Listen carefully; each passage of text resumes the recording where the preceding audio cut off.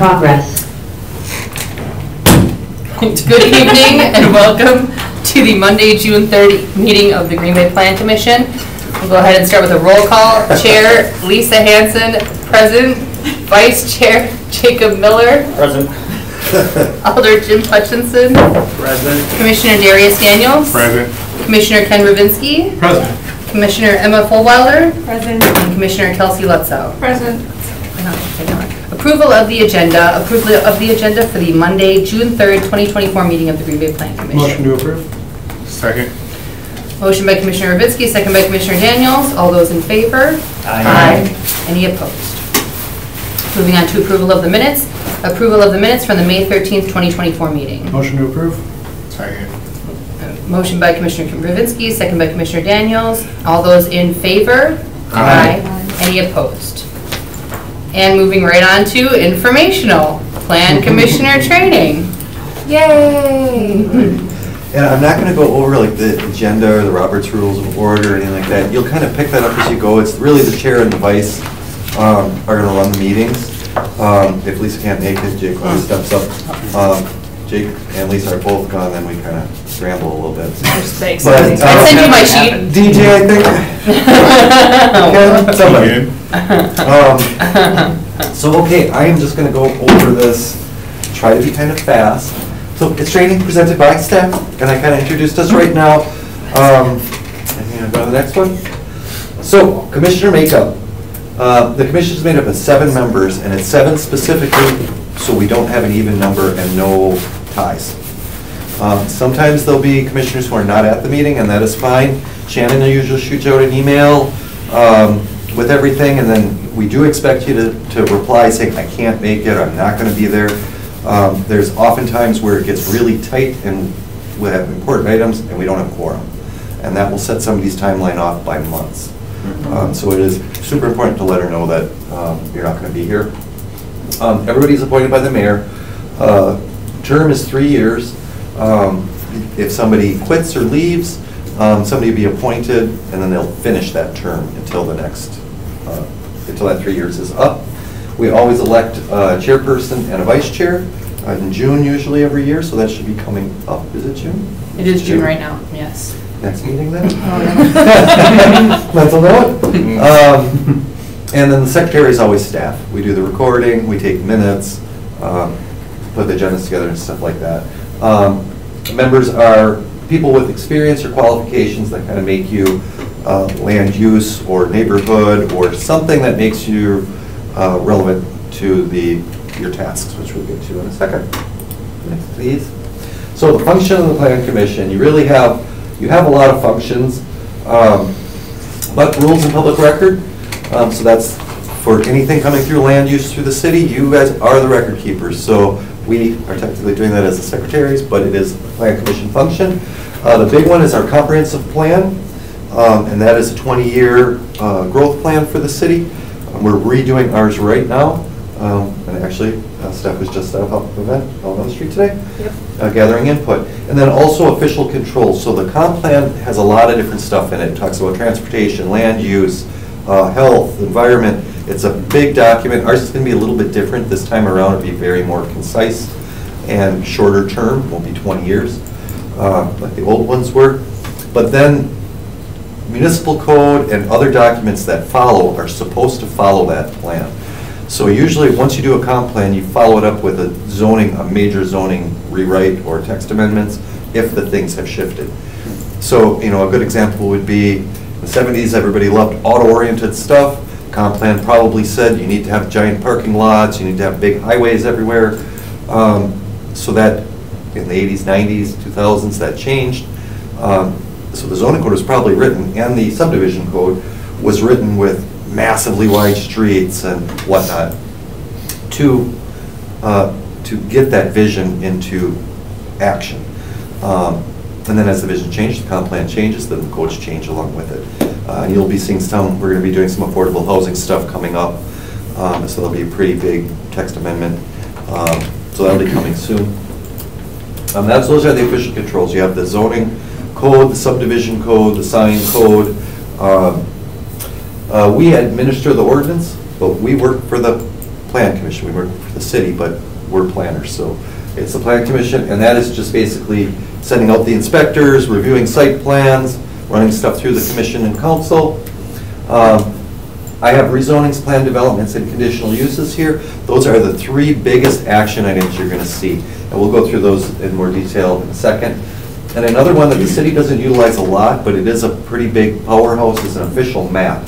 The official map is a map, well, and we'll get to that later too, but it's a map that basically shows how things are going to grow, where things are going to kind of be, not with land uses, but parks, roads.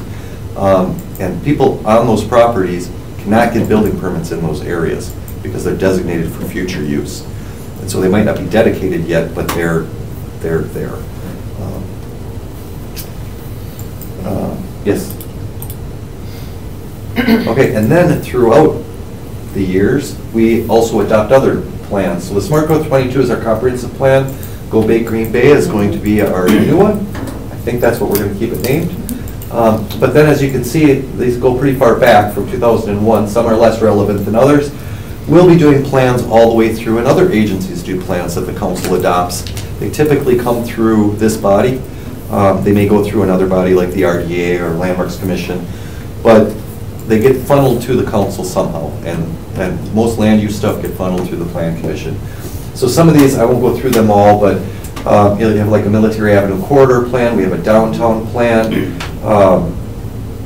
UWGB always does a campus master plan, and so those things get adopted and they get kind of attached to the comp plan as adopted policies. And you'll see in your staff reports, we always refer to the comp plan. There's a section that always refers to it, and if there's area plans, it'll refer to those as well. Again, you guys are the recommending bodies. The council can agree or not agree, even if they adopt the plans, but staff is always going to recommend based on these plans, or we're going to recommend changing it first. So the process, and this just kind of gives you a little bit of an idea of what staff goes through before everything gets to you. So we get applications, and they come approximately 4 weeks before your meeting, so about a month. A lot of that is because, and sometimes longer, public notification, public hearing notices, we have to review them, write the reports, that kind of stuff. Public hearing notices for almost every item you have comes a week, and then a week before that, so they're put in the paper. That's a very old school state statute. I don't know anybody who still gets the paper except my mother. She's 87. My mom does. Right. But we do notice stuff online, and we send out, well, I guess I can get to next. So we do our own notifications. We create mailing lists.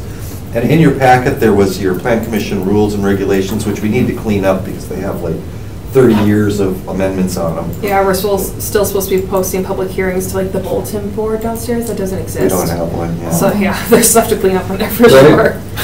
But we do that, so we'll send out letters. It's 200 feet if the property is generally under 3 acres. If it's more than 3 acres, we go 400 feet. We send out notices to all the property owners. We don't know who lives there, but we send it to the owners. The letters have on them, please let all your neighbors know what's going on. If you're a landowner, share it with your tenants. And we just gotta hope that they do that. But we also will include a location map in there, sometimes renderings or exhibits. And it has all the information for the meeting, where we're gonna be, how you can link in online. We do hybrid meetings.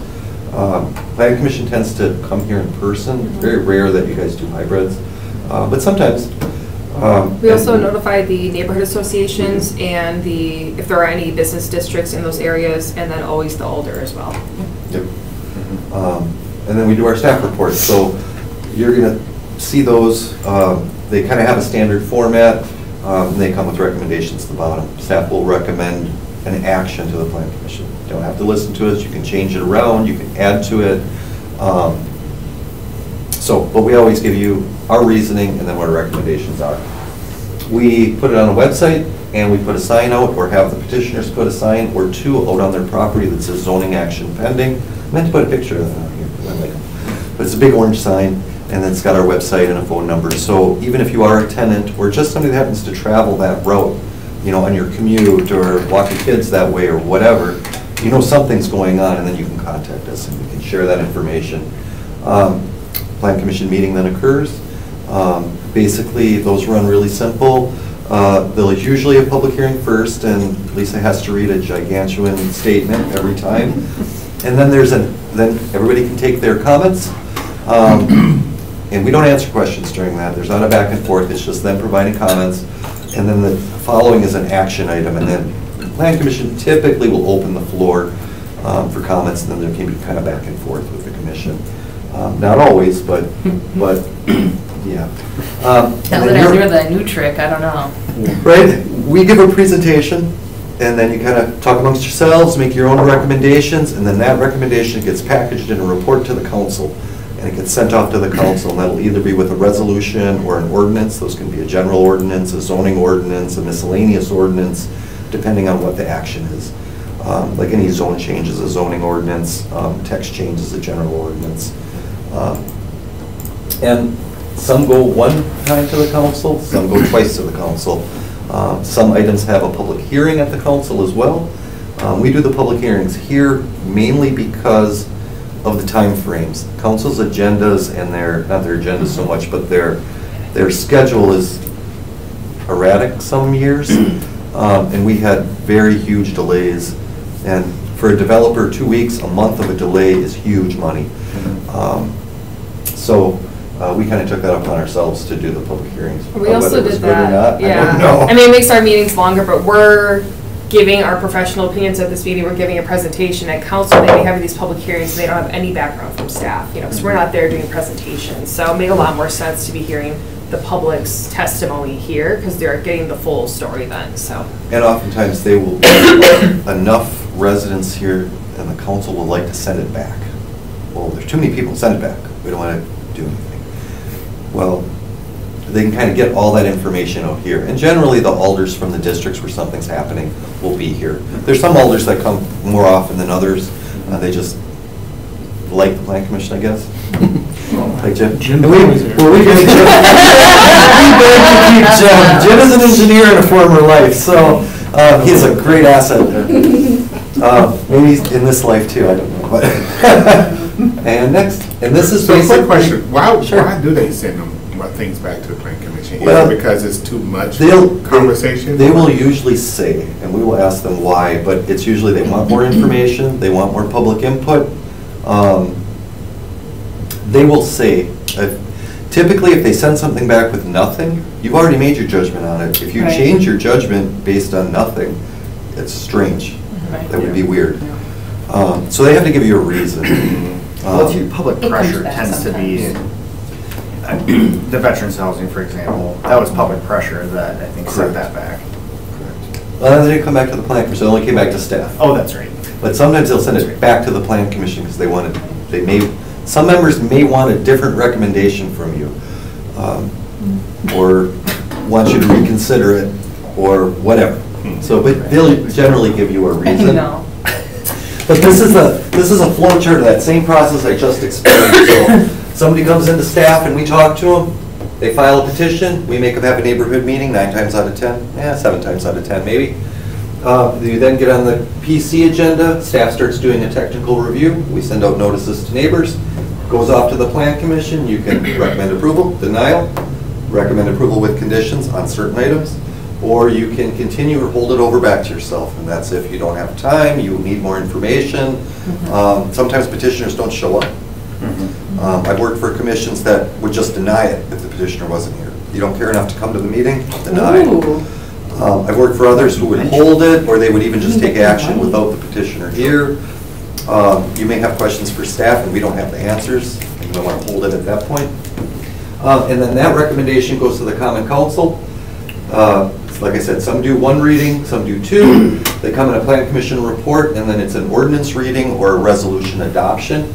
The second would only be for rezones, PUDs, and other things that need 2 readings. They have all those same options that you have. They don't have to follow your recommendations.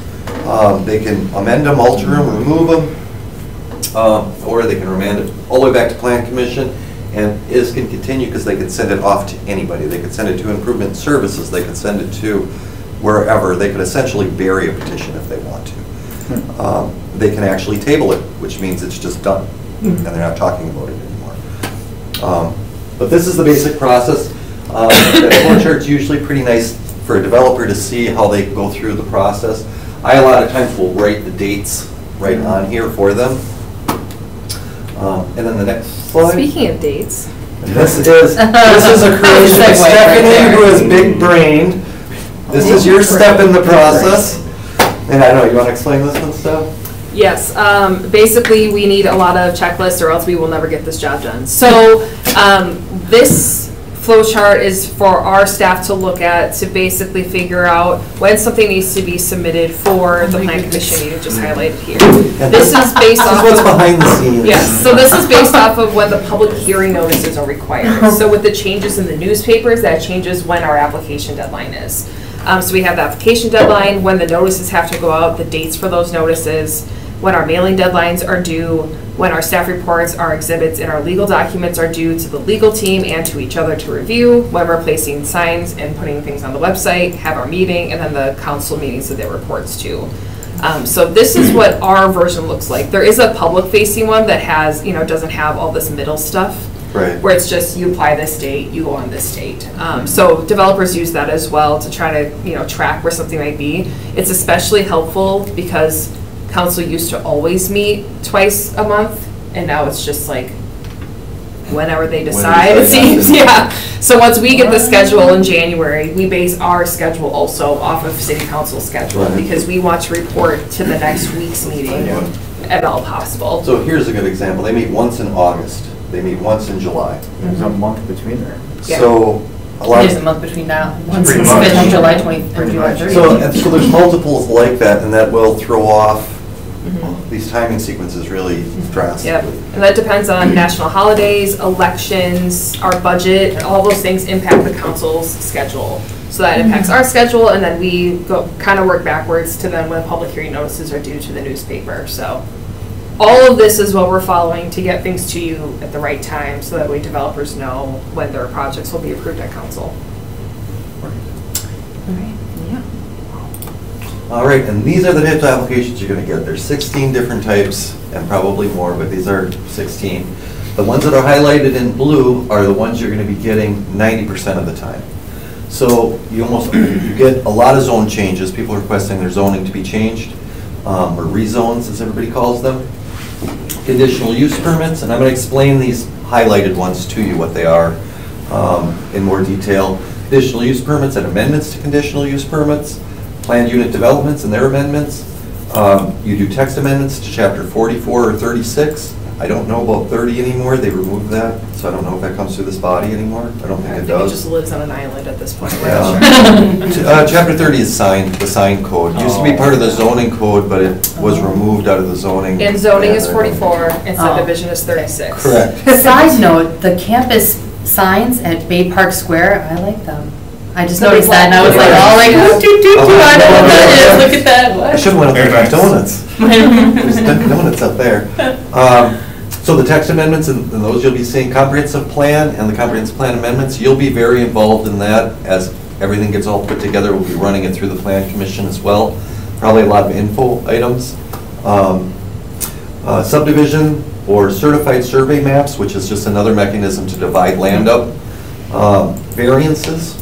You also would get, well, any kind of specialty plans or amendments, so corridor plans, downtown plans, that kind of stuff will come through you. The official map amendments, I kind of described what that was before, I'll get more detail. When we declare city property surplus, that comes through this body, so if the city owns a piece of property, then that would be the city. The Plan Commission recommends if we should declare it surplus or not.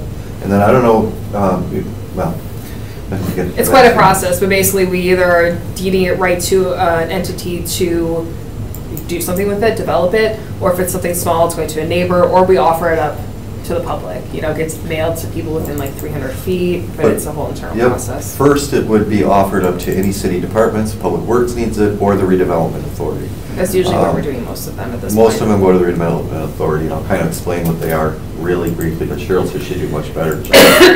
A plat of right-of-way is somebody just officially platting a road, so it's a paper road is what we call it. It's platted on a map, and at any time, the city can come and build it.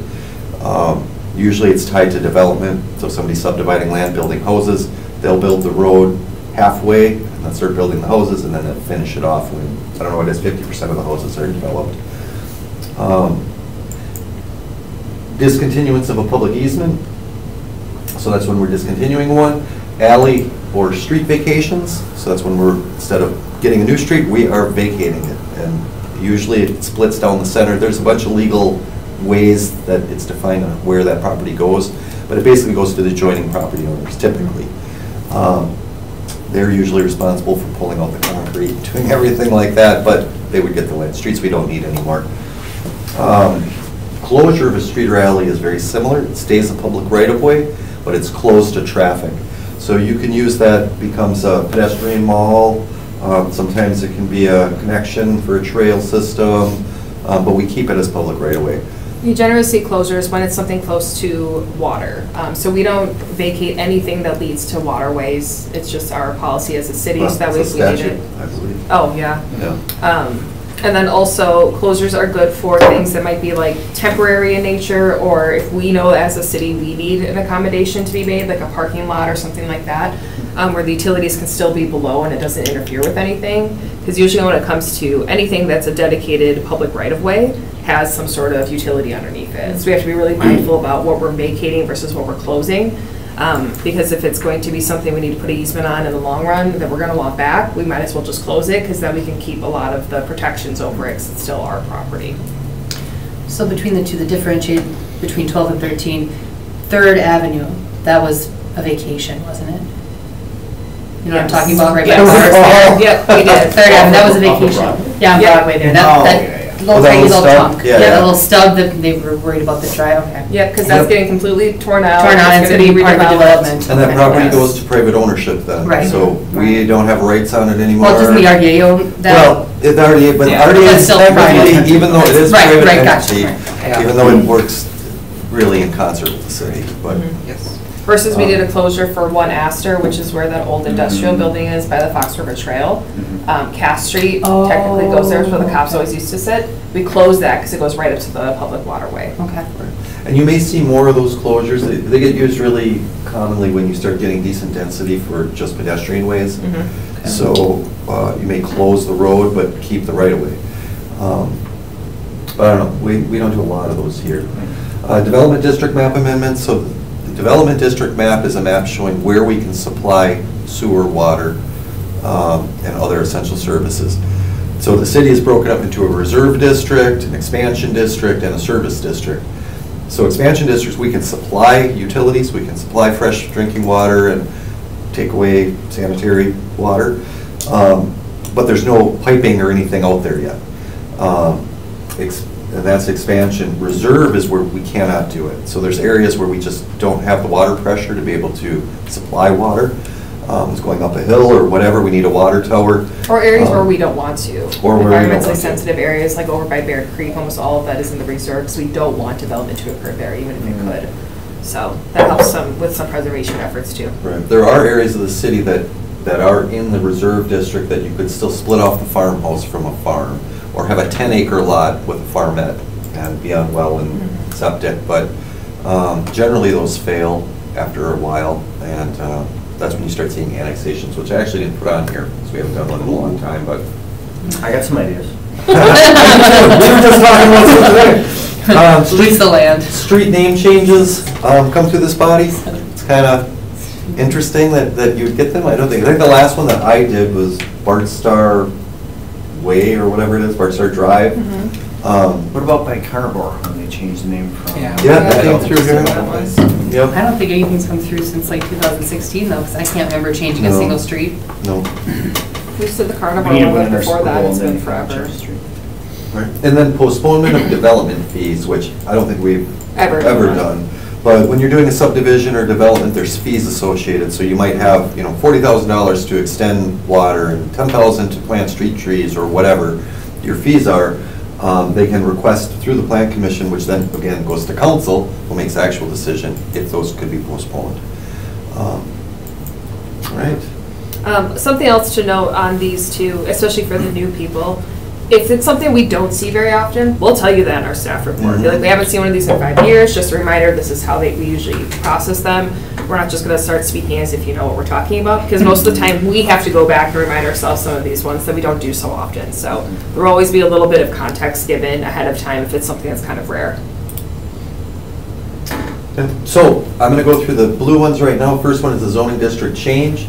On the left, these are all our zoning districts in the city of Green Bay. So you'll see the yellows are residential, yellows going into the oranges are residential. R1 is low density, then it goes medium, then it goes varied. So R1 is mainly singles, twos, limited townhouses right now. And as you go up those numbers, they get more dense and higher. So R3 allows apartment buildings. The OR and neighborhood districts, it starts going into pink, are kind of a transitional that allows both types of uses. And then as you get into the reds, those are our typical commercials. So C1 is, I don't have the names on here, but C1 is general commercial. That's generally, you'll see it everywhere. C2 is highway commercial. You see those in areas of high traffic volume, so Military Avenue, Velp. They support things like car lots, gas stations, things that you don't want in all your commercial districts, but obviously you have to have them. And then C3 is like a shopping center. What is it called? It's commercial center or something? Yeah, community center. Community center. So that's like a mall or like a Green Bay Plaza or East Town would have that as underlying zoning. Then as you get into your darker colors, the browns, D1 and D2 are downtown districts. They're very dense. They allow a lot of mixed use. They allow hardly any setbacks. They're allow taller buildings. And you'll see D2, the way the current comp plan has it broken down is basically the east side of the downtown is supposed to be the urban, heavily developed city center. The west side in the comp plan is supposed to be more natural and historic, lower density green spaces. So just take a look at the way the two trails are developed. You have a green space trail on the west side. On the east side, you have an urban hardscape trail. The west side has a lot of historic districts, 2, 3-story, 4-story old buildings. The east side does not. We have some, but not very. We used to. Again, the comp plan was done after that was all written down. That may change in the next comp plan. I mean, the west side's getting more urban, and I think the officials and stuff want it to be more urban. So that may change, but that's what was in place when people in around 2003 were giving feedback. And then as I go down, the grays are industrial.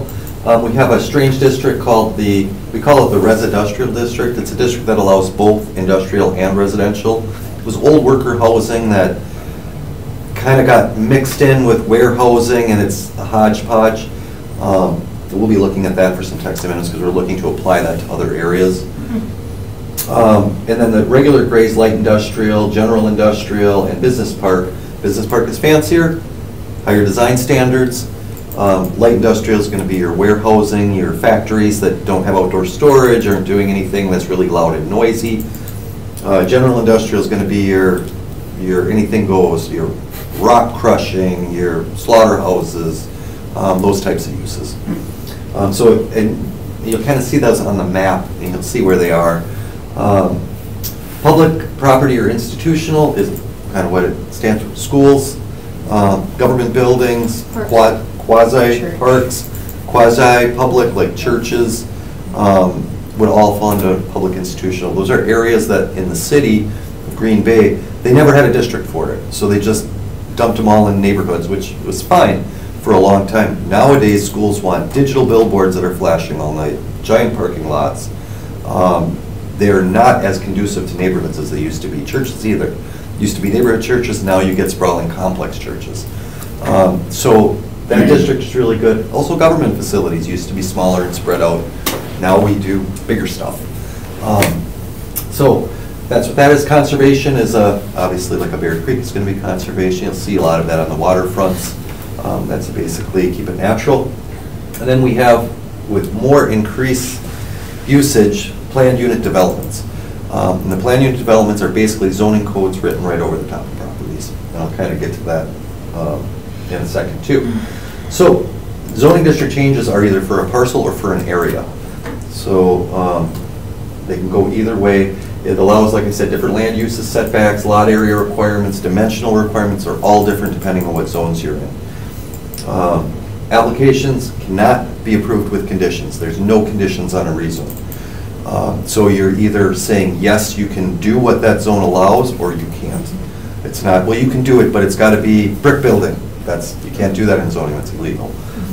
I do think the only conditions we have put on is when we want them, because we want zoning to match property lines as much as possible. So if someone's like, well, we're going to be combining this lot, we'll make a contingent on that, so that way the zoning lines match the parcel lines, but outside of that. Those we can do, Yeah. but generally, that's about it. And even that's kind of a Yeah. question. No one just told us not to do it, so. I mean, some people say you can't do it until you do the division of the land. The problem is nobody wants to divide the land until the zoning matches, and nobody wants to zone it until it's divided. So Right, it's a chicken and chicken egg. and egg, right? So those we do sometimes. And then they are typically requested, something is happening. So somebody wants to develop, or neighbors were upset, or staff found a huge error, which we find all the time in our zoning maps. When zonings go through, and you're kind of talking council before, if you get enough neighbors saying, I don't like it, they might just leave it. So you end up with a industrial zoning in the middle of a neighborhood. Or it just gets missed. For a long time in the city, we did our downtown development, we used planned developments, and we left the zoning industrial. Because they put something over the top and never changed the core zoning. Not a wise idea, but, so we do a lot of cleanups. Yeah, and I even put that on. There can be a cleanup or a wholesale change. And like I had mentioned before, when we do the comp plans, typically we'll come in within the next year and start doing major zoning changes to match the future land use plan and the comp plan, so they line up. And then the text amendments will follow as well, so that the goals of the comp plan, let's say, pick a random one, we want more density in this area. Well, the code might change to say, okay, you can have more units per acre, you can go higher, you can whatever, or the reverse, or whatever. But the one thing I did need to point out here, so specific requests and proposals should not impact the commission's review of a rezoning. We might send a rezoning and say, this is what the developer wants to do. And it could be a picture of the Taj Mahal. And so you're going to be like, yep, I'm going to rezone that to C2 because that's perfect for that. Well, that's not the right district. But Not to go and see to they could get that zoning changed and say, okay, I'm not doing that plan anymore. So if you're basing your recommendation on what somebody's presenting, be very careful. And then when that goes away, it doesn't matter anymore. The underlying zoning is still there, so that use discontinues, and now it's just zone that. Anybody can come in and do anything. And a good example is like an industrial user can come in with a very beautiful site, no outdoor storage, no truck traffic, and you're like, that's beautiful, I'm gonna zone it general industrial. They sell in 5 years, and the next guy is a concrete batch plant, and they have everything outside. And nobody can stop it at that point. They can just come and get their permits to do it. So be careful when you look, but we usually will show you the plans because the neighbors want to see them. We kind of want to see what's going. Most things have a lifespan, and we're pretty sure that if they're going through the zoning, they're going to do the project. We are still pretty mindful to like only give you a little bit of that though, because we don't want decisions to be made on spec plans, but it's really zoning. So we're sure to list every type of use that could be done, so that way people know, the neighbors know, we're being very transparent with them about that. Right. And then this is just, so I'm showing you the GIS web map, and so it's online. This is the zoning layer turned on, so you'll see the different colors, and I kind of focused in downtown. I don't know what I was looking at the time, but I was looking at something. So you'll see that your Browns, your downtown zoning, core zoning over here is the D2. A lot more D1 over here, matching what the comp plan was recommending. You have your mixed-use districts as you go out, which is the ORs. You have all the lime piles and stuff up here, still industrial. And here's a good example. So the old Larson Green Bird's Eye Canning complex. This big black line means it's a planned unit development. There's a code written right over the top of it. The underlying zoning is still industrial. So if the developer here were to say, nah, I'm done. I want to remove this planned development, I'm going to put in a giant factory again. Zoning allows it. This has been developed, so that's not going to happen. But, so you'll kind of see those, and you'll see these PUDs kind of all over. Some people think the downtown is all one big PUD, but if you look, it is not. Most of it fits in the D zonings. But you also see these greens. We got a lot of perks in this town, so it's really good. We get a lot of feedback on this, so everybody loves a perk. And then you'll see these little plus signs. These are conditional use permits. And I'll explain what those are next. Oh, I see the D&D glass place right by my house. Right? Yeah. And zoning goes to the center line of the streets as well. So if you vacate a street, there is a zoning underneath it. We don't show it on here, but they always go to the center line of the streets. They go to the center line of the waterways. There is nothing that is not zoned. Everything has a zoning classification. Dave, why don't we change the zoning at the same time we do the PUD? Good question. We should be. And we try to. It Past just hasn't been a practice practice not to. here. We Oh, haven't okay. done it. All right, so this is a lot of words. But conditional use permits. Good looking. Conditional use permits are maybe that use is okay if you do this. And the name implies it, right? Put conditions on it. So it's uses that are suspected to have an impact on where you're putting them. So again, D&D Glass is It's right in the middle of a residential. probably a retail and quasi-processing type business in the middle of a residential neighborhood. You don't want to just zone it business, because anything could go in there. McDonald's could go in there in the middle of a neighborhood block. So you put a conditional use on it, you can add conditions. Those conditions could be, some good example conditions are like a daycare. Put up a fence. Or gas stations, real typical ones for gas stations used to be, have to have cameras, have to have 2 people on at night. Made it safer for people going there, or you have to have so much of your windows open so that the cops can see inside, or whatever. The conditions have to relate to the use, they just can't be random, like we like brick, so we want brick everywhere. It's not related to the use, it really shouldn't be as a condition of that. The statutes changed in 2017 under previous administration of the state, and they basically changed it. So CUPs used to be able to be denied if enough people came and said, we don't want this. The council could actually deny it. They can't do that anymore. Conditional uses are considered permitted uses if the developer can meet or is willing to meet the conditions you place on it. Those conditions are listed in the code, and these are the code standards. And you'll see these in every staff report that have a conditional use, so you can review them as you're looking at the request. They have a 12-month lifespan, so if you get your conditional use permit, you don't pull a building permit or a site plan within 12 months, it expires. Even if it was the best thing in the world, they still have to come back through and get it approved again. If it's something like the glass place and it's discontinued for 12 months, that CUP disappears. So if it's vacant for 12 months, then somebody has to come back. A lot of them you'll see that come through, we'll tie it to a, an operator. So Right. if this company no longer operates this business, especially if it has a business plan, a good example is like boarding houses. Tend to get a lot of that. So if the operators no longer operate it, they sell it, they have to come back and somebody else has got to bring a new operating plan. So that's a condition that you guys put on? We recommend. Oh. You recommend, the council puts it on. Okay. Nobody makes any decisions but the council. Right. So there are a few things in the code that the plan commission just has approval for, but generally everything goes on to the council. It's all recommendations to them. And with the CUPs, they do say you now need substantial evidence. So it can't be a gut feeling. It can't be, I don't like that here, or I did that 30 years ago. I've been working in this field for 25 years. I know it's not going to work.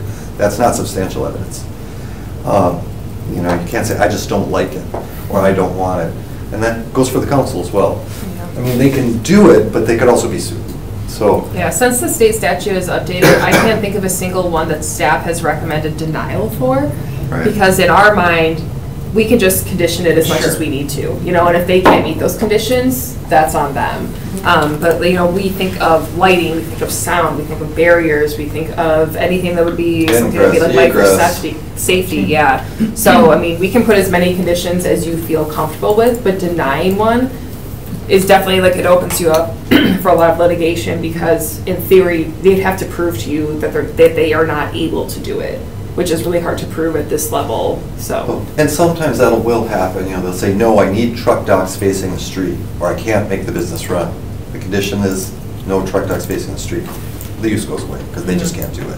They can't meet the condition. I have a quick question, because I don't know why this popped in my head, but we approved several CUPs that never happened. Yep. And I don't know why the car dealership on where the funeral home is, or military, I don't know why that just popped in my head. Oh, yeah, Nissan or- that was a PUD. Oh, it's a but- PUD? Yeah, but he sold the property right after. Okay. So, yeah. So what, I mean, I Berkshire guess- bought out all of their Yeah, car Berkshire lots bought everything. and did not want that site. There are also some people that come to, like, we're usually the first stop for places, because before they can get financing, if the RDA is involved, before they get involved, before the Board of Appeals gets anything, they want to know if use is allowed. So we might be the first step, and then they go through the rest of the development process, and they're like, we can't make this work, our financing fell through. So it's not always that the conditions are too hard. It's usually that we need to establish that the use isn't allowed use on the land, and then they go through the rest of the process too. Correct. Even the storage unit on Broadway. Yeah, I keep on looking at that too. I'm like, where's that storage unit? I would love to see that one. I know, I was really happen. interested in that. That's another one that dropped off the I just, radar. I never passed there. Not on surprising. Saturday. I wasn't surprised that it dropped off the radar. Or the but- transmission place downtown that the people were. Oh, yeah. Anyway, Yeah. sorry. So, Okay. and there's some. It's the same way, like, and it's there's- not and there's- improvement, I tell people it's Right. coming and it Right. never comes. And there's some CUPs that over time, they're still CUPs, but they've kind of changed, like cell towers. Cell towers are almost a guaranteed approval. Statutes really have them, they're considered a utility now. So they used to not be allowed in residential districts. You put a cell tower anywhere, put it in your backyard, and it couldn't be denied if you can meet the conditions. And that comes from the state. There's other things, lots of different uses like that. Sometimes it's legislators at a higher level just think, hey, well, we don't care, there's a lobby that pushes something through or whatever. And that affects what we're able to do. But these are your kind of conditions. I'm not gonna read them because you'll get them in every staff report and they're in the code itself. But they are pretty simple. If they don't meet one of these 7, you shouldn't be approving that CUP. And then you go on to the next one. The next one is kind of the biggie we've been using a lot. That's the plan unit development. So again, that's an overlay zone, so there's an underlying zoning underneath there. But it basically, it's writing a code right over the area. Sometimes it'll just refer back to the zoning code, but usually it'll have these uses are allowed or not allowed. There can be additional things on there, like design standards, which we don't have in the code. You have to use brick, or you have to use so much glass. And usually that goes hand in hand with some exceptions. So a good example, one that was just approved through the Plan Commission, was the New Land Tower. It had more density than the code allowed. I think that was it. Didn't have many things that needed exceptions for. But that. Residential on the main. Oh, residential on the ground floor downtown. Correct. So that came through, and generally what you're going to see is there's a give and take. So they have a higher, this one was pretty easy because they just have a high quality product. But you might see in that PUD that, 25% of the facades have to be glass or transparent. You'll see certain building materials, other kind of things we stick in there, certain egress. We can increase the egress landscaping, points. increase the buffer between different things. It's usually a problem if it's next to like a residential area. They're always like, well, we want more of a buffer, higher fence, more vegetation, that Could kind of require stuff. berms. And more lighting for Newland on the north side of the. Oh, lighting, Mhm. yep, for that Yeah, valley. but a lot of it is just adjusting or tweaking different uses that we want to see in there, and then being a little bit more, not upscale, but more specific about the articulation on buildings, what kind of materials should be used. Because we're trying to fit something that doesn't normally fit into the code into that neighborhood. So we want to be really sensitive to the buildings around it, the community around it, the scale of the buildings around it. So all those things are things we address in the PUDs. And sometimes things get added after the public hearing. Somebody brings up a great point, and you're like, oh yeah, as a commission, staff didn't think of it, and as a commission, you're like, well, that is a great point, let's add that. And so you throw it in, we adjust the PUD before it gets to council, and so those concerns get addressed. The base zoning is still there, however, so again, underneath is whatever it originally was. Sometimes we want to allow that, where we want that to remain the same. So if you have a low-density area and somebody's doing something unique, like the Veterans Village, tiny home village.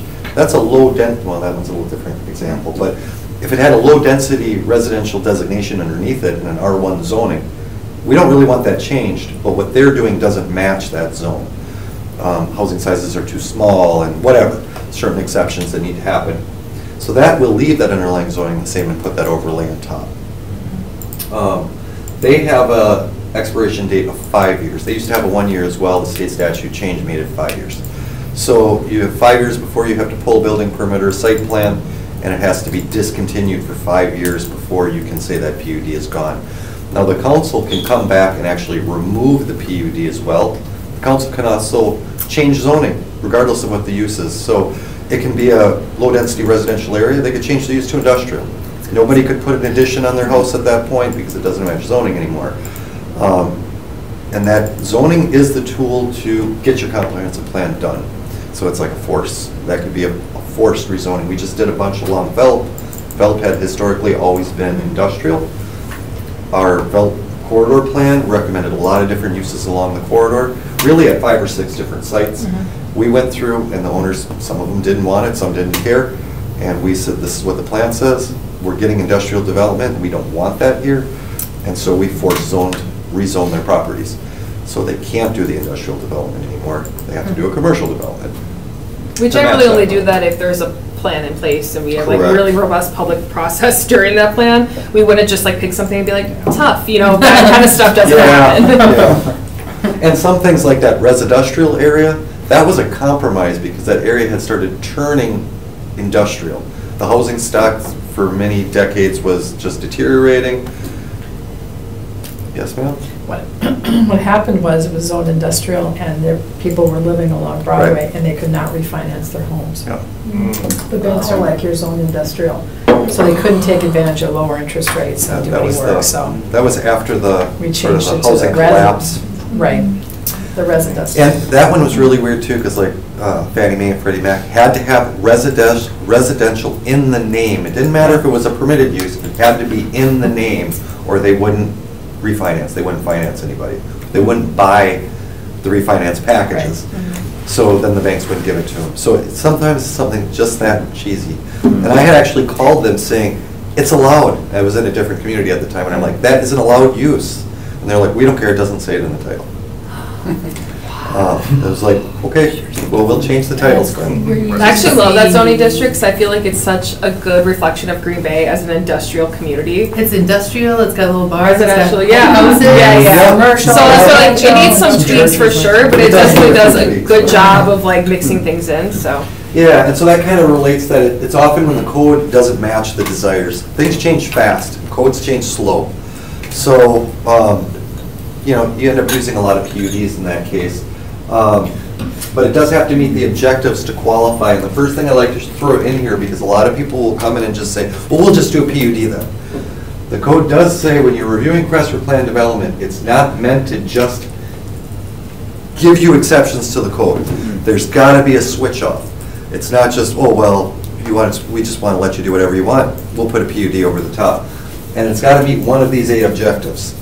So if it doesn't meet one of these 8 objectives, it doesn't even qualify for a plan unit development. And they're pretty broad. Again, I won't read them all. For the first one, look at the broadness of the first one. Accommodation of housing types with convenient access to commercial. Pretty simple, pretty broad, and all of them are pretty broad like that. But a lot of developers will come in and just say, well, I can't do it, well then I want a plan development because I know enough council people that'll approve it. Or whatever. And that's, the PUD objectives are supposed to be, they can still do it, but the code says they shouldn't. Well, one more note on the Go ahead. PUDs. They are meant to be something that's really special in the planning world, right? That you can like mix these things together to create a good project. But there are a lot of communities, and we kind of got there at one point where it's like there are too many, and they're kind of a pain in the butt for staff people. They're very because difficult. you know, you have to be able to track them differently. You can't just look up the code. It makes it harder for our staff to be able to know what's allowed and not allowed on the site, especially you know, 15 years from now when most of us aren't going to be employed here, you know? So I am not a big fan of the plan unit development. I feel like they're used very aggressively to just kind of like patch it instead of listening to like what the consistent problems are and then like reflecting the code changes based off of Correct. that. So we're hoping that with the updates of the comprehensive plan, updating the zoning code, we can also look at all the PUDs that were required and think, okay, well, if every one of these needed a setback, like relief, why don't we just look at our setbacks? that as a in code, code? right. Yeah. Correct. And the other thing with the PUDs, it's not just staff issue. When a financer calls and says, what is the zoning? Can this be rebuilt when it's done? And you're like, well, you have to look at this specialty code. And they're like, well, what do you mean? And if it's the old ones, we sometimes have to go days digging them up to try to find them. And they might have been written a long time ago in referencing code sections that no longer exist. So then we have to look up codes from the 80s to find the references of what they were talking about. Are you guys like a microfiche or something? Like, They're what? literally, yes. They are Yeah. down there. Stop. There's also little boxes of little index cards. cards Oh my that give an example. So tracking them is a pain, so we don't It like is. them much. But they're a great tool to be able to do something innovative and unique. But it's usually a trade-off. We usually get more than we give, frankly. At least if you have good staff making good recommendations, then you get more than you give. Well, and I appreciate you guys going through all of this, and it's all very scary, but like, I mean, you guys are so thorough in your staff reports, and you're doing all this work. They're telling us how it works, but they already do this work on the back end for us. We just have to read it and listen, so. And I would just add for the new people, like the difference between the CUP and the PUD. I know a lot of people starting out like want to put those conditions and mix the two up. So just kind of be aware of that. And when you see enough PUDs go through and you start like regulating architectural design and you're getting in the weeds and it's like, we can really make this a great project, and somebody comes with a rezone or a CUP, you say, well, I want to put those same conditions on here. It's a different vehicle. So some cases you can't, in some cases you shouldn't.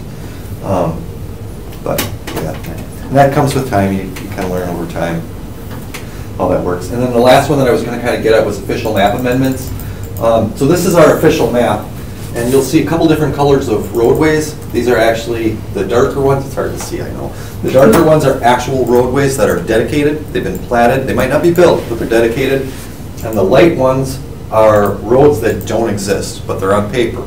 So if somebody on this track came in and said, I want to put a barn right here or a house, we would deny the building permit. They'd have to amend the official map to move that road somewhere else. Because when Public Works and the city is doing their long-range planning, roads take a long time to plan and save for. Or building a new park takes a long time to save for. You have to be assured that, I've worked in communities where people looked at where development was coming and bought land there first, because then they can hold the city or the state hostage and say, you got to give me X number of dollars for this now, when they knew that the city had been engineering and saving for it for 5 years. And it's just opportunity. There was a guy in Oshkosh that does it. He's made millions doing it. That's what he does. That's all he does. And he follows the DOT. So he doesn't Sometimes it's not that malicious. Sometimes it's not that malicious, So you follow the DOT? And he would follow the DOT and wherever they were doing their plans, because their plans are 10 years out, he'd start buying. People do it. If you look at, So then you have to have somebody to sit on and just sit on I've the just land heard like through until the- it works. Right. I just heard through the rumor mill, if you look around at property ownership where the new highway is in De Pere, you're going to see the same corporate name all over the place, and that was just purchased. So it still does happen. It's smart business. I mean, it's people who know land use and know what's coming, and they're investing in what they know is coming. But the official map is for the entire community, so it's not just our department stuff. It is, historic districts can be officially mapped, pedestrian ways, new park places, parkways, everything that the city might have a vested stake in, we can Waterways. reserve on the public official map. But generally speaking, a lot of them that you can see are on the far east and west sides, and they're meant to maintain connection for future uses. So it's on our comprehensive plan, it shows that's supposed to be for low density residential. It's zoned that way. So that way we make road patterns that kind of match that. And they're not exact, definitely they can move when a proposal comes in. But this is just meant to maintain that there will be connections within neighborhoods that are appropriate for that neighborhood size. Just for reference, where your mouse was hovering, where all the pink is, where is that located? That's the far east side, just off of Humboldt. Like, I was gonna say like Huron or. Is that Humboldt? I think this is Humboldt, right? Oh, right, okay. Yeah, there's nothing. So this is the Grandview development, so this is Bedford Road right here. So way out. Yeah. I don't think I've ever actually And seen that is a the area that CCN. is actually in the urban reserve district, because we cannot supply it with water and sanitary sewer service. Yeah. But we reserve the roads so nobody invests in areas where we think there's gonna be a road. And what almost always happens, somebody comes in saying, you know, I wanna build a new house. It's like, well, okay, where do you want it? We want it here, and you'll actually probably see one of those coming up soon. We'll say, well, where is the road gonna go then on your property? Because you're building it right where the road is supposed to go. And then they'll say, well, I want to amend the road to go here. We're like, okay, that works. So it's not meant to stop people from developing by any means. We know that some of these, especially out here, this is very rural in nature. So we want people to continue to be able to use their land in equitable ways, but we want to know that, you know, as things change, when development occurs, that we still have the ability to like have the connections go through. So it definitely is not meant to ever stop people from developing. It's meant to reserve places for the future that they don't have to tear down their house. Correct. Yep. And the top right, is that past UWGB? Yeah, that is UWGB. That is. Well, that is- That's gotta be- UWGB, this that's- is Schmidt Park area, and some of the areas around that that are vacant right now. The Sisters of St. Francis own this property. Some big developers have been talking about wanting to develop recently. And then this is an annexed area. It's not annexed, but border agreement. It used to be part of the town of Scott. It's actually separated from the city physically. But that's a whole other story. Yep. So you are the Plan Commission. There's a lot of related boards and commissions. You may not interact with them, but your projects are probably going through these same entities. Obviously, the City Council, you're making recommendations to them, and 99% of the time, they are approving, denying, they're making the decision. You're just making recommendations. There's very few things, there's some things you guys can just approve, but not a lot. Zoning Board of Appeals, they are a judicial body. That's a different board. They are made up of members that are acting as judges, so no elected officials. It's like the judicial branch. So they're giving variances to the code based on a criteria set of hardships. So a good example would you have massively steep slopes, so you can't meet that setback that's required. The board can hear that and say, okay, well, you can move it closer, or you can do whatever. Generally based on a hardship, and again, there's criteria in there. Landmarks Commission. That's my baby. Somebody's baby, that is our Historic Preservation Commission. Which Jim also sits on. Oh. It's my newest member. All right. And that, we have historic districts, we have historic individual properties, and they have a whole different set of regulations. So sometimes you'll see those things buffer through each other, like they'll go to landmarks and not get what they want, and then they want a PUD over the top of it because they lost out in one spot, right? So you'll kind of see some of that. We haven't done a lot of this. We have very little area to expand, but the Annexation Commission is another commission. Is that live? We Yeah, I haven't was used gonna it. say. I don't remember it ever Who's coming on that? into play. Yeah, how do I? The only place we can expand right now is the town of Humboldt, and we can't provide services out there. So, although we're getting to it now, we're starting to get our services out there, so that, I don't know. Okay. We'll let you guys know when it's active again. Right? Well, I'm sure we'll probably be pulling somebody off of this commission Yeah. to also serve on that one. Okay. We have a border agreement with the town of Scott, boundary agreement and a border agreement, and there's a joint Green Bay Scott Planning Commission. I believe Ken is on there. Anybody else? I think we're gonna have to beef that back up pretty soon. But that's a hybrid body, so everything in the city that's in that shared area, we have to first go to this joint plan commission. 3 members of the city, 3 members of the town. I don't know why they did it as an even number, but they did. And that recommendation from that body then either comes here, but generally it can skip here and go right to the council if we need to. We've been bringing them through here as well, excuse me, afterwards. The Redevelopment Authority is a quasi-private entity. It's a separate municipal entity set up statutorily that actually has powers to condemn property, purchase property, and it's kind of a vehicle that's used for redevelopment. They primarily manage funding that comes through this department, like block grant, home, or ARPA, those types of things. TIF, we do development agreements, we work those through, but ultimately TIF goes through city council, so we do report to city council for things that affect them. But there'll be relations to that. So a lot of times with the Redevelopment Authority, they'll come here, get a conditional use, let's say, and then they go to the Redevelopment Authority after, once the zoning's in place, and the redevelopment authority as a property owner might say, well, we also want this. They don't have to follow the code, because they're an owner selling, they can put conditions on it. Conditions that maybe you can't put on. They adversely may say, we love this project and we're going to fund it and approve it, and it gets to this body and it gets denied, or it doesn't make it through the zoning code. And so it's a city entity, quasi-city entity, but it is a private entity as well. And then the bids are business improvement districts, and they really, for whatever reason, they report to the Plan Commission. I think it's just a vehicle to get to the council, because we really don't do a lot with the bids. I don't know if maybe they did at the beginning, but I don't recall. It's per state statute. Was it It says statute? It has to come Yeah. through Plan Commission, that's just the way it's written. And this is you guys. I found this. Wait. Lisa, this is your idea? You're the blonde, huh? Oh, no, it'll be It's here. been a minute, but yeah. Almost gotta be this. I was blonde, but. All right, and then we're wrapping up here. So resources, and I will print this out and email it to you, or I won't print it, but I'll email it to you. So you can link these, but we have our planning webpage. There is some land use training. I'll get to that in a second. I did put the Plan Commissioner's Handbook in your packet. Chapter 44 is the zoning code, chapter 36 is the subdivision code, the mapping program that I talked about is here. The beautiful link, right? Don't share that with anybody, they'll never go there. And then your commission rules and policies, which I just threw in the packet. That's not online anywhere, it's just, and you make those rules. So that 200-foot notification, that 400-foot notification didn't come from council, didn't come from staff. It was the Plan Commission that said, we want these people notified. Originally, it was 100 feet. That was it. So we can change And that? over time, it's been changing.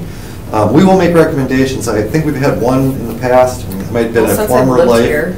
where they said, we want everybody in a mile notified. We came back saying, that's gonna cost every rezone, it's gonna cost the taxpayer $3,000. Right. Oh, well, maybe we don't want to. Because you hear that a Yeah, lot from mile, residents. that's Well, crazy. I live only 2 miles away, and I didn't get a letter. 2 miles. A Well, mere 2 miles. and if you're in the city, that 2 miles is thousands of properties. Right. 40% of the You know, so For me thousands to, of like, properties use this 3 by miles, that's 50-some cents a stamp. And hopefully your printing. neighborhood association is up and running and is Correct. disseminating that information as well. Yep, so, some training, other training opportunities, which I spelled wrong. Opportunities. I Opportunities. Fix it, Thank you. So, in-house stuff from staff, and I threw this in here, this is a very generic resource. So it's gonna basically go over Plan Commission stuff in a little bit more detail, it'll have some legal stuff in there. It'll talk about not doing walking quorums, which I'm not gonna get into, but, it's very, very generic. And it doesn't, everything in there does not apply to the city, some of it's for towns, some of it's for other places.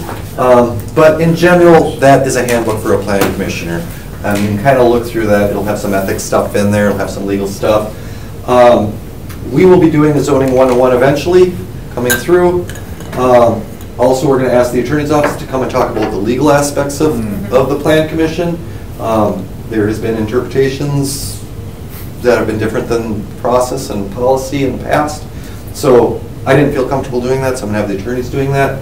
And then we like to do refreshers every once in a while. New members, this was perfect, because we had 2 new members. I don't think we've done one of these I've never been through one of those. ever, so good refresher for everybody That's else. part of the. You kinda gotta learn by, trial by fire, right? You gotta We learn just by gotta, just doing it. I'm like, is this a dumb question? Stephen But- Point. Stephen Right. Right. There are outside training, so planning association, there's a Wisconsin Planning Association, there's a National Planning Association. They always have sessions for plan commissioners.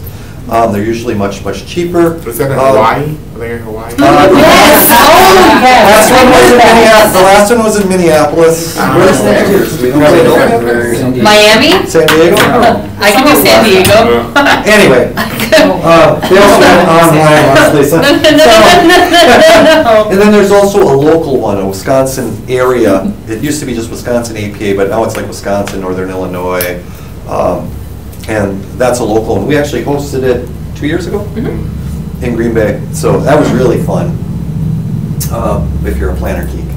But it was fun. The UW Extension, they created this handbook, and it is dated, it's from 2012. But they have online courses, and they also have in-person courses that you can actually go to, and they have a zoning board of appeals one as well.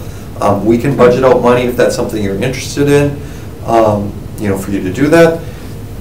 These get super expensive, especially if they're out of state, so don't expect a lot of that. Staff doesn't even get to go to most of these.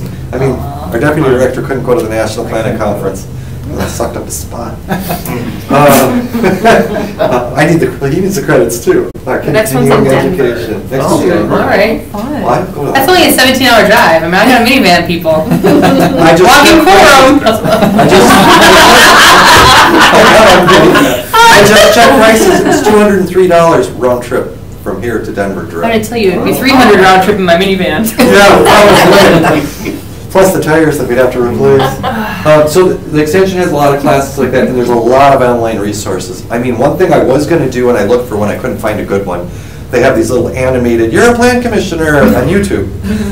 I looked at like 6 of them, and they were all crap. So I'm like, I can't do that. But you can look at stuff like that when you're, But you can look at it. when you're really bored, and just kind of, get the idea. There's lots of stuff like that. But there's lots of on-site resources, and then there's staff. One thing that we don't get a lot of, which is surprising, we don't get a lot of calls. Now, you can't call each other, and you can't talk about any of this stuff with each other, and you can't even do a string, like send an email to the plan commissioners and say, I think this is bad, and then Jake says, oh yeah, I think it's bad too. And then Darius says, no, it's good. That's a walking quorum. You are holding a meeting at that point. So you can't discuss the things. They're supposed to only be discussed in this room with everybody present, with it noticed. But you can call staff and ask us questions. Say, was the zoning right, or is this appropriate for that, or whatever. And I kind of laid out all the business cards, but planning, annexation, intergovernmental, and really any of us can answer any kind of questions. But that you would contact me. Zoning and regulation, you'd contact John Leroy, our zoning administrator. Historic pres transportation is sort of Stephanie's wheelhouse.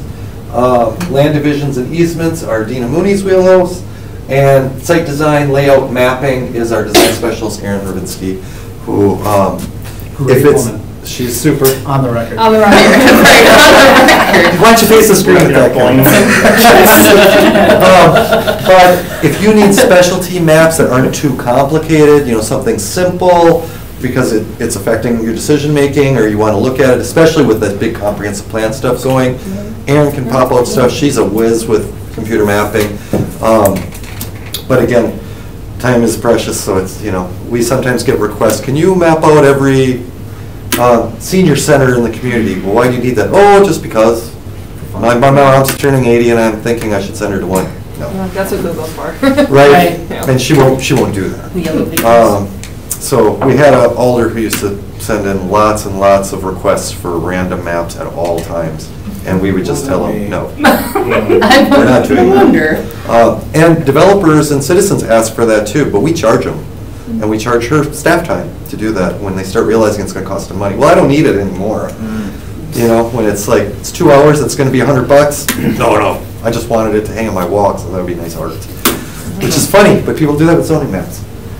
Is that as far as we were? Yep, done With my last questions. 9 questions, they're so cute. Okay, well. You don't put it back up. Hold on. No, no. Don't you dare. Don't you dare put it back up.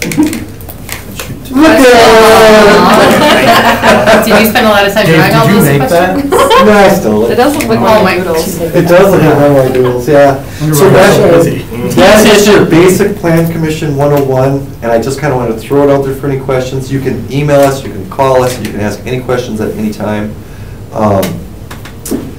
Yeah.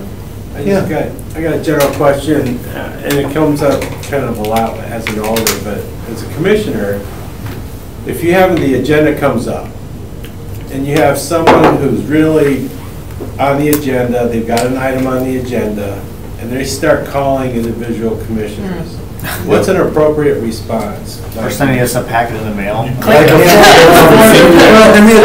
the attorneys will get more into this when they kind of come and speak to you, but you should not be interacting with them. Only in this forum where everybody can hear what you're saying. So what they will do is ask you something and convince you, then they'll call you, then they'll call you, then they'll call you. When they get Well, to I the talked to commission, so-and-so. you've already made your decisions, and no public input has been given. There's no discussion. There's been no discussion, and you're listening to only what generally a developer is telling you, which is generally biased. There's a reason they're coming through this body. They're here to make money, or they're here to do a development, or to further their cause if it's a nonprofit or whatever. So you should not be interacting with them. Sometimes they'll call you to invite you out to the site, or they will come and bring you a box of chocolates. You do not want to interact with them. I'm like, wait a second, let's go back on this a second. Right? So, and that you can really go down the rabbit hole bad, and the whole commission can be found to be, that the item is not valid to be talked about because you've already been talking to them. And they will do it, especially a lot of the local people who are used to, they know everybody, they've been here, their family's generational, maybe used to doing what they want to do, and so they do that. And they do it at the council all the time. Right. And that council is a little different because you guys can speak with them. So it's a little different than this body. Right. Okay, just a follow-up. On the fine print on our agenda, there's the potential for common council Quorum? Is that just a It's a catch-all. boilerplate, just to cover in case a bunch of alders are It here? covers Yeah, RDA, all of Yep. our agendas. If 7 alders come, you got a quorum, Yep. and you're listening to official business, Okay. so we have to notice it. So then it's legal. I mean, then we can meet. Yep. And when we do workshops, and sometimes we do outside events, we will put that out there, that there is a potential quorum. No one's Like when we talking did about the- stuff, but the people are all there. Right, like when we did the shipyard groundbreaking, it was a good example. We noticed that there's potentially a quorum. And I think we had one. I think all alders were there, or most of them. So, not that you were talking about anything, but you never know, you're all standing around together, right?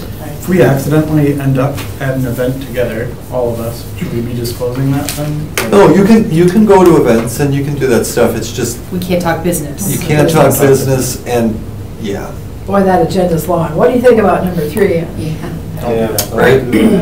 And if you know you're all going to an event and it's a very related event, like a pitch by a developer or something like that, you may want to let staff know. We may not just notice it. I mean, it's a notice in the paper and it goes on our website. It's not, That's not It's hard. not a big deal. we got to Just know need in 24-hour advance, but, notice. Okay. Yeah. you know. Yeah. So on our drive to Denver. On the drive, never moving notices. It's cheaper to fly, Lisa. It isn't, it's $300 round trip for 6 people, comfortable. Well, that's true. Come on. 6 people comfortable, like, for $14. I'm not lying, that van is comfortable. I'll sit in the back, you guys can drive. Yeah, so I don't know if that helped you or not, but that's basically it. And I almost stayed to an hour. Thank you, Dave. I think if Cheryl went to talk about the RDA. There's this card on the sheet. Yeah, she didn't have the card, no. Can I reverse the question on you guys? What would make your life easier from us? Reading the We- staff Oh, look at reports you. every time. What? If you read your staff reports every time, you guys are really good about that. I don't think I've come to a meeting in years where I'm like, they didn't read that. You know? But there are They don't know what's some going boards. on. This is actually. This is a good commission, but commission. there are plenty of other boards where you just see people like browsing through ahead of time. I'm like, oh no, this is not gonna go. So you get to explain the entirety of the background instead of just giving that like brief reminder, that overview.